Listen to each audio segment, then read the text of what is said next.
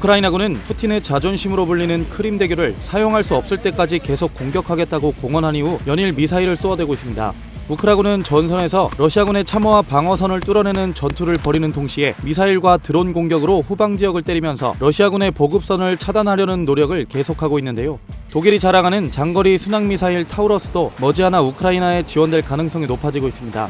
독일 시사주간지 슈피겔과 로이터 통신 등에 따르면 독일 정부는 현재 유럽 방산업체 MBDA와 타우러스 순항미사일의 최대 사거리를 300km로 낮추는 등 우크라이나 인도 방안을 협의하고 있습니다. 타우러스는 영국제의 스톰 섀도보다 최대 사거리가 긴 미사일로 올라프 숄츠 독일 총리가 전쟁 확대 등을 이유로 지원을 꺼려왔지만 최대 사거리를 줄이는 쪽으로 타우러스 미사일의 우크라 지원은 성사될 수 있을 걸로 보입니다. 이러한 후방에서의 노력들은 겉으론 큰 성과가 없어 보이는 우크라군 반격에 보이지 않는 힘을 보태면서 러시아군 방어선의 균열을 만들고 있습니다. 뉴욕타임스는 12일 서방 군사 전문가들과 친러 군사 블로거들의 자료를 분석한 결과 우크라이나군은 두 개의 주요 공격 라인을 따라 큰 진전을 보이고 있다고 밝혔습니다. 한 곳은 베르디안스크, 또 다른 한 곳은 멜리토폴을 중심으로 이뤄지고 있는 전선에서 이 같은 성과가 났는데요.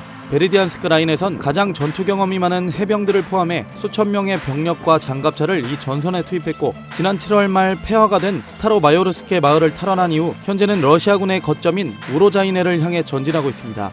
우크라군이 우로자이네를 통과한다면 베르디안스크와 마리우폴이라는 두 곳의 아조우의 주요 항구 도시의 80km 부근까지 진격할 수 있죠.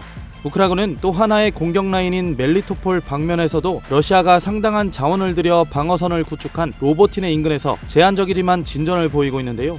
뉴욕타임스는 우크라군이 반격을 진행 중인 어느 한 곳에서도 16에서 19km 이상 진전을 이뤄내지 못했지만 러시아가 방어를 위해 병력을 재배치하도록 압박하고 있다는 점에서 우크라이나에 확실히 이득이라고 전했습니다.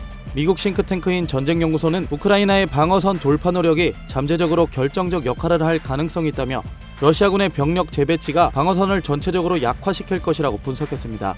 영국 국방정보국도 러시아가 우크라이나의 진격에 대응하기 위해 병력을 재배치하면서 드니프로 강을 따라 남부 헤르손 지역의 방어가 약화될 가능성이 있다고 지적했습니다.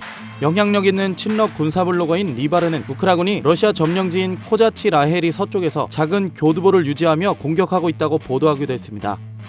그러나 우크라이나군이 현재와 같은 형태로 공세를 이어간다면 막대한 손실을 감수해야 하는 상황입니다. 러시아는 수개월 동안 참호, 광활한 지뢰밭, 기관총 진지, 기타 공중지원 등 제2차 세계대전 이후 가장 강력한 방어 진지를 구축했기 때문입니다. 또한 러시아군 역시 우크라군 병력을 분산시키기 위해 다른 지역에서 공격을 시도하고 있는데요.